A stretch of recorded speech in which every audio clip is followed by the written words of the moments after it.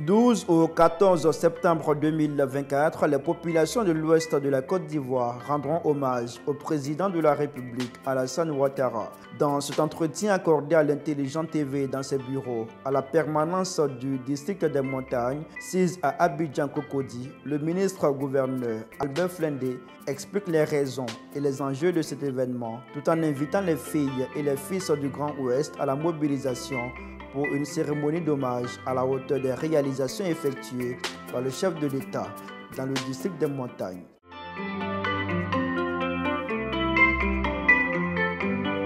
Les districts ont des missions à la fois comme étant la représentation, le premier niveau de déconcentration de l'administration et en même temps une structure décentralisée.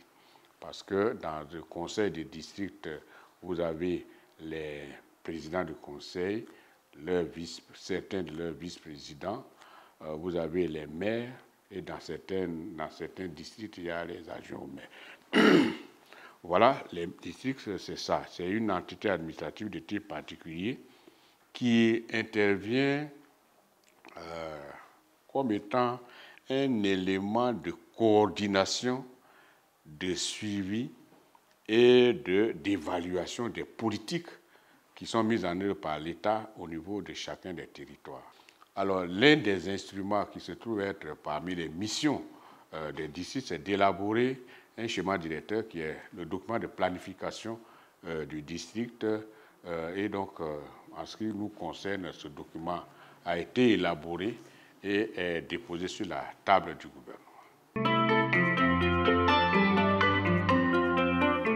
D'abord, je commencerai par dire qu'avec l'avènement du président et un peu la stabilisation des choses, nous sommes revenus à la planification indicative telle qu'appliquée dans les premières années de l'indépendance jusqu'à dans les années 80, la planification indicative, c'est-à-dire définir le souhaitable et essayer de mettre en œuvre des politiques pour que l'amélioration du bien-être de la population se réalise. C'est ça la planification.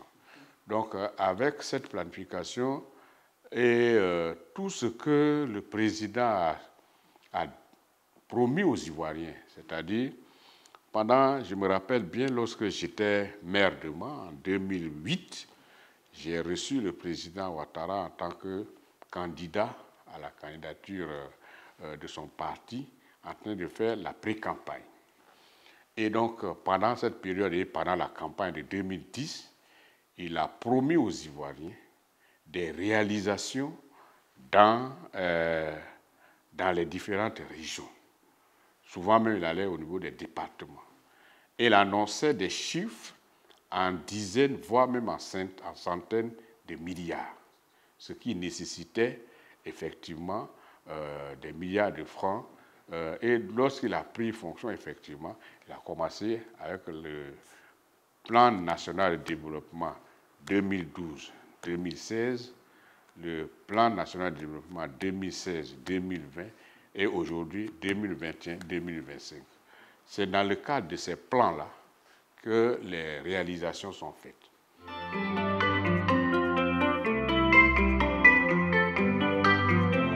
Je vais me limiter aux routes nationales qui ont été réhabilitées et construites. Depuis Guézabo, qui est la limite avec le district du Sassandra-Maraoué, c'est-à-dire Daloa, cette partie de notre pays qui va de Guézabo jusqu'à Mans, jusqu'à Danané et Zouaounié, c'était du bitume qui a été dégradé. Et pendant les 10 premières années, en tout cas, ça a été réhabilité, totalement réhabilité, si bien que vous pouvez aller d'Abidjan jusqu'à Zouaounié sans difficulté. Vous pouvez aller d'Abidjan jusqu'à Guiglo aujourd'hui sans difficulté. Vous pouvez aller même jusqu'à la frontière de la Guinée en bitume. Vous allez jusqu'à Biakouma, c'est un peu dégradé, mais la réhabilitation est programmée. Et de Biakouma à Sipilou, les réalisations nouvelles sont en cours. Ce qui fait à peu près l'équivalent de 300 km de réhabilitation dans le district. Voilà, toutes les indications que je donnais, c'est-à-dire de Guessabo, en passant par Diokoué jusqu'à Ma, de Ma jusqu'à Danané, de Danané jusqu'à Zouamien d'un côté, de Danané jusqu'à la frontière de la Guinée de l'autre côté. Et puis quand vous prenez le sud du district, vous avez de Diokoué jusqu'à Guiglo en train d'être réhabilité, et ça se fera entre Guiglo et Blolequin, de Blolequin à Toulepleu et à la frontière du Libéria, qui sont en train d'être soit construites, soit réhabilitées. Au total, donc, il y a près de 300 km de réhabilité, de bitume réhabilité, à peu près 170 à 175 km de nouvelles routes, c'est-à-dire d'Anané à la frontière du Libéria, de Ma à Boné, qui sont déjà réalisés.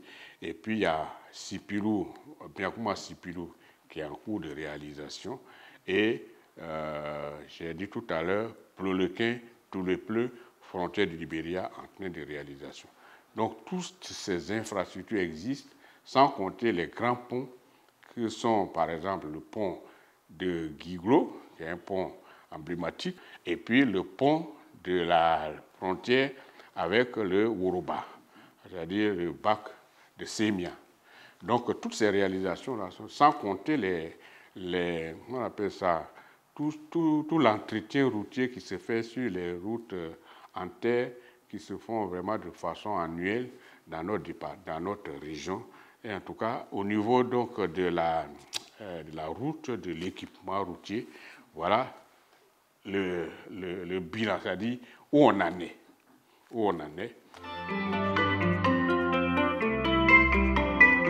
Alors la santé, un secteur très très important et stratégique, parce que la santé, c'est la santé des Ivoiriens.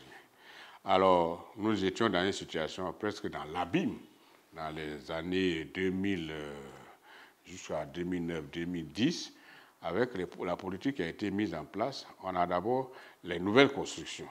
Le président, dans notre district, le gouvernement a reconstruit le CHR. Ce n'est pas une réhabilitation, c'est une nouvelle construction. Construit, équipé avec vraiment un équipement de pointe. Il a fait construire un hôpital général à Danané. Il a fait réhabiliter les 2 CHR de Diokoué et de Guiglo avec un rééquipement comme si c'était des hôpitaux au niveau des hôpitaux nouveaux. Donc il y a ça, il y a toutes les constructions des établissements, ce qu'on appelle les établissements de premier contact, c'est-à-dire les centres de santé urbains et ruraux. Et puis, bon, on a toute la politique pour le financement, l'apport des populations à travers la CMU. Donc, tout ça est en œuvre à l'image de ce qui se fait dans toute la Côte d'Ivoire. Je me rappelle, j'étais au gouvernement en 2012 avec le Premier ministre Duncan, je crois. On a fait, le Premier ministre a inauguré le nouveau système d'approvisionnement en eau potable de Mans, où on prend l'eau dans une rivière qui s'appelle le Zoba, dans la commune même de Sanguini. On fait pour essayer, ce n'est pas des forages qu'on fait, c'est prendre l'eau dans une rivière, dans un fleuve. À côté de ça, on a tous les châteaux d'eau qui ont été construits dans les différentes communes, dans les grandes villes. En tout cas, l'approvisionnement en eau potable est en cours au niveau de l'ensemble de ces 3 régions. Et sans compter que les conseils régionaux font aussi des activités, des réalisations, des investissements.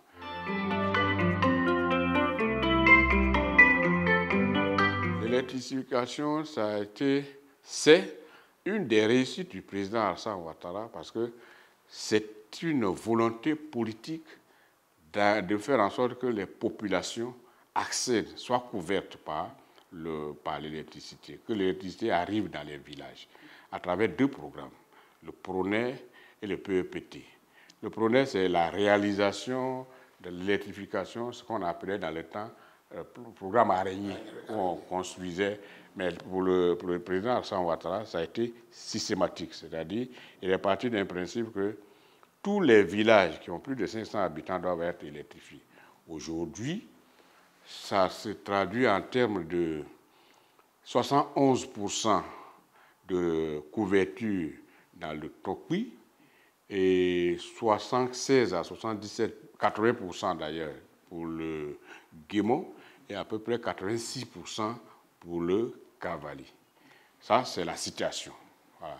C'est cette politique systématique d'électrifier l'ensemble des villages qui fait qu'on est passé, par exemple, quand il dit 71% dans le Tokwi, on est parti de très loin. En 2011, on était à 22%, j'ai dit seulement. Donc, si on dit état des lieux, c'est véritablement ces taux-là qui sont des performances, j'allais dire. Maintenant, au niveau de la réalisation, on verra que on a triplé, plus que triplé la couverture au niveau du Tokwi, plus que doublé la couverture au niveau des deux autres régions. C'est une performance. Et naturellement, c'est vrai qu'il y a des parties, il y a des populations qui ne sont pas couvertes, mais vraiment la performance, il faut quand même la saluer.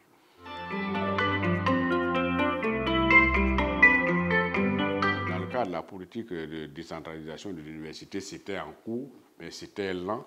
Et avec l'arrivée du président, nous avons eu une université, l'Université Polytechnique de Mans. C'est une très, très grande réalisation. D'abord, c'est typé par rapport à notre région, parce que c'est la région phare avec les mines, et donc cette université polytechnique est en relation avec la spécificité ou la potentialité, l'une des potentialités en tout cas, de notre région. Nous avons, je vous ai dit tout à l'heure que les conseils régionaux et les communes travaillent pour le bien-être de la population et nous sommes chargés d'évaluer ou en tout cas de suivre ce qu'elles font. Il se trouve qu'il y a la politique du gouvernement qui consiste à faire en sorte que les établissements d'enseignement secondaire se réalisent dans les villages, les gros villages et à fortiori les sous-préfectures. Et donc cette politique-là a permis qu'on réalise à peu près une cinquantaine de collèges dits de proximité sur les fonds des conseils régionaux, les 3 conseils régionaux. Je crois que le Tokwi en a réalisé 32, etc. Donc c'est vrai que ce n'est pas l'État, mais il faut quand même savoir que les fonds qui utilisent les conseils régionaux et les communes sont pour la plupart des fonds publics. Donc, en plus de ça, l'État lui-même a conçu une dizaine de collèges, ce qui porte à la soixantaine le nombre de collèges de proximité. Les collèges de proximité sont un élément politique important parce que ça permet aux enfants de continuer les études en restant dans le milieu familial. Voilà. Nous autres, en notre temps, et d'ailleurs vous, nous qui sommes des années, qui avons été à l'école dans les années 60, 70, 80, ben, quand on affectait à l'entrée en 6e, on quittait Mans pour aller à Dabou. Voilà, les questions de tuteur. Avec les filles, ça fait des grossesses non désirées. Et donc aujourd'hui, avec les collèges de proximité, dans mon village, il y a un collège. Voilà. Donc les enfants vont de la 6e, du CP1 jusqu'en 3e. Et avec la planification qui suit tout ça, les collèges ne seront plus des collèges, ça sera des lycées. Certains villages auront des lycées, si bien que l'enfant qui naît dans un village peut aller jusqu'à l'université en étant au village. Et l'université, c'est à Mans, ça fait quoi, 25 km. Donc c'est un gain important. Ensuite, au niveau de l'éducation, il y a eu la politique d'extension des écoles ou en tout cas des classes maternelles dans les écoles primaires. À côté de ça, il y a la question de cantines scolaires qui sont des éléments qui permettent aux enfants d'être véritablement à l'aise. Voilà. Et ça améliore les taux de réussite à l'école et ça améliore aussi le taux de scolarisation parce que la proximité et puis tous les éléments là sont quand même importants. D'abord, on va prendre les femmes. Il y a deux actions ou bien deux vecteurs de réalisation qu'on observe chez les femmes. Il y a d'abord le FAFSI, qui est le fonds d'aide de la Première Dame, qui est financé, qui est appuyé par l'État de Côte d'Ivoire et qui permet dans toutes les régions, qui permet à l'État, à travers cette ONG-là, de venir en aide aux femmes. Et ça se fait généralement à partir des activités de la Première Dame, soit avec son époux, le président de la République, soit de façon autonome. Je me rappelle que là aussi, en 2012, la première action du FAFSI en faveur des femmes de notre district, ça a été à Mans, une grande cérémonie où la Première Dame a donné plus de 500 millions d'appui aux femmes de l'ensemble du district. Alors, à ce moment-là, ce n'était pas le district, mais vous savez que le district autour des montagnes, c'est une région, c'est trois régions qui ont l'habitude de vivre ensemble. Donc, la première visite du président en 2012, ça a été cette occasion. Par la suite, des actions programmées par la Première Dame ont été menées dans l'ensemble de ce district. Ça, c'est le premier, j'allais dire le premier tiroir. Le deuxième tiroir, ce sont des actions qui sont mises en œuvre par le gouvernement à travers le ministère de la famille et de l'enfant qui a des activités, qui a des projets qui appuient l'autonomisation des femmes. Et l'autonomisation des jeunes est déterminée par le ministère chargé de la jeunesse. Et là, bon, nous avons l'emploi jeune et aujourd'hui, c'est vrai, le programme social du gouvernement en faveur des jeunes s'est renforcé dans le nord, mais aussi dans les autres parties de la Côte d'Ivoire et donc dans le district autonome des montagnes. Ça se fait avec le PGDEC 3 qui est en cours aujourd'hui, dont bénéficient en tout cas les jeunes. C'est vrai que le volume des demandeurs d'emploi jeunes est très élevé. L'emploi salarié et a fortiori le fonctionnariat a trouvé ses limites et donc on parle d'entrepreneuriat et donc tous ces programmes-là sont en vigueur dans notre district et le PGDEC 3 par exemple qui est appuyé par la France, tout ça j'ai eu l'honneur de lancer le PGDEC 3 dans 2 des 3 régions il y a à peu près 6 mois. Donc je trouve que, à l'image, malgré les limites, à l'image de ce que nous observons dans l'ensemble de la Côte d'Ivoire, le district autour des montagnes il déploie des moyens à la fois en faveur des jeunes et en faveur des femmes. Celui qui réalise, il faut bien lui dire merci. Il faut bien lui dire merci. Et donc l'enjeu, pour nous, c'est une simple question de reconnaissance. Quelqu'un qui a fait du bien, tu lui dis merci, et puis ça l'encourage à faire davantage. Parce que nous aussi, comme je l'ai dit, il y a des taux de réalisation qui sont bons, mais ce n'est pas 100%. Le reste, là, pour qu'on lui demande, il faut qu'on lui dise merci avant. Ça, c'est des enjeux, ce n'est pas seulement des enjeux politiques, c'est l'enjeu du développement. Si bien que j'en profite d'ailleurs pour dire que le président, nous allons lui rendre hommage.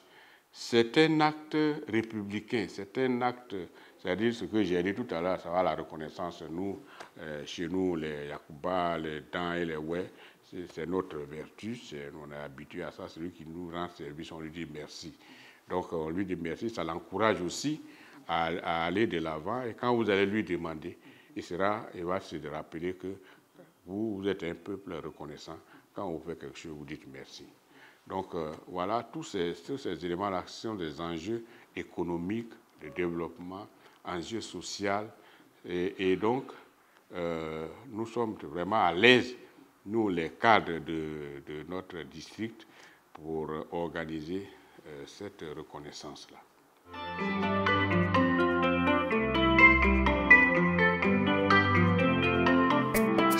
Les crises ont amené des difficultés de vie entre les populations qui avaient l'habitude d'être ensemble. Donc, les questions ou les actions de réconciliation et de facilitation du retour de ceux qui ont été obligés d'aller dans les pays limitrophes, notamment les deux pays voisins. Il y a aussi la promotion des idéaux de vivre ensemble. Vous savez que l'État lui-même a mis en œuvre des instruments, que ce soit la CDVR, que ce soit la grande commission que dirigeait, paix à son âme, le Premier ministre Bani, tout ça. Toutes ces actions-là ont été généralement mises en œuvre dans l'ensemble du pays, en ce qui nous concerne, notre région, qui a le plus souffert d'ailleurs de ces crises-là, crises externes, mais aussi crises internes. Toutes ces actions-là ont eu leur retentissement au niveau de notre région. Il y a eu aussi des actions de sensibilisation et d'éducation à la paix qui ont été mises en œuvre et appuyées principalement, non seulement par le gouvernement, mais aussi par les bailleurs de fonds, les partenaires techniques et financiers de notre pays.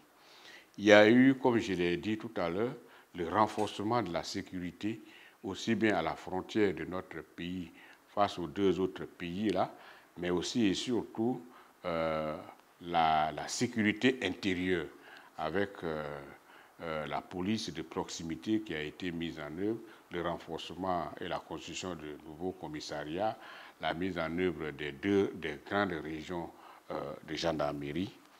Il y a aussi, comme je l'ai dit, l'amélioration des conditions de vie qui donne vraiment espoir aux populations et espoir, mais surtout assurance pour que le retour se réalise bien. Et puis il y a aussi, et enfin j'allais dire, la mise en œuvre de ce grand projet de développement sortie de crise dans un premier temps et amélioration ou en tout cas renforcement des actions, construction des centres de santé, des écoles à travers le Programme national de développement communautaire.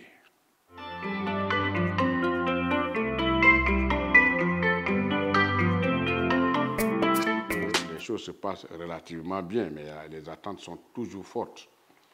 Je rappelle que lorsque nous avons engagé le travail concernant la réalisation du schéma directeur, le processus de planification retient entre autres les enquêtes. Parce que les aspirations, la population les exprime par des occasions. Ça peut être par exemple les livres blancs. Quand une autorité visite, par exemple, le président de la République visite une région, les doléances lui sont portées. Alors, dans le cadre du schéma directeur, nous avons décidé de mener une enquête. Il s'est avéré qu'on a demandé aux populations, quelles sont vos attentes? Qu'est-ce que vous souhaiteriez que le gouvernement fasse? La première attente, aspiration, c'est l'alimentation. Curieusement, voilà, c'est l'alimentation. Après ça, on a les questions de santé, d'éducation, d'électrification et tout ça qui sont après l'alimentation. Donc, les attentes sont au niveau de l'ensemble de tous les résultats que j'ai indiqués tout à l'heure. Si on prend par exemple l'électrification, j'ai dit qu'il y a quand même une partie de la population qui n'est pas couverte. Donc, ce besoin-là existe. L'électrification, vous savez que la technologie évolue. l'ensemble des villages qui avaient été électrifiés sous le programme de l'araignée, programme araignée, ces villages-là ont besoin que la technologie qui a évolué puisse être, ça soit prise en compte, de monophaser l'ancien système. Tous ces villages-là, on demande, tous ces villages, même certaines grandes villes sont concernées, certains quartiers, passage de monophasé en triphasé. Ça, c'est l'électrification. Au niveau, disons que la population attend que les prises en charge au niveau des différents secteurs soient maintenues et s'améliorent. Si on prend la santé, la population souhaite que la santé coûte moins cher. Et donc, en face, le gouvernement a déjà mis en place la CMU. Il faut faire en sorte donc que la CMU soit entrée dans les habitudes pour que le coût d'accès à la santé puisse baisser. La population demande toujours, en ce qui concerne la santé, que les médicaments et les coûts de la santé soient baissés. La population demande, et ça, lorsque nous avons assisté à ce qu'on appelle le dialogue citoyen à l'université, ça a fait l'objet d'une véritable, presque une polémique. La population constate que la gratuité n'est pas assurée. Par exemple, les kits d'accouchement censés être gratuits, ce n'est pas gratuit. Donc, c'est un élément, une attente très forte des populations en matière de santé. La population, par exemple, dans le domaine de routier, j'ai dit tout à l'heure toutes les performances, mais la population attend que les pistes rurales puissent être réhabilitées, entretenues, parce que c'est vrai que le gouvernement a un programme, mais en tout cas, j'ai une attente très forte que les pistes rurales soient réhabilitées, entretenues pour que les produits agricoles puissent quitter les champs pour aller vers les consommateurs.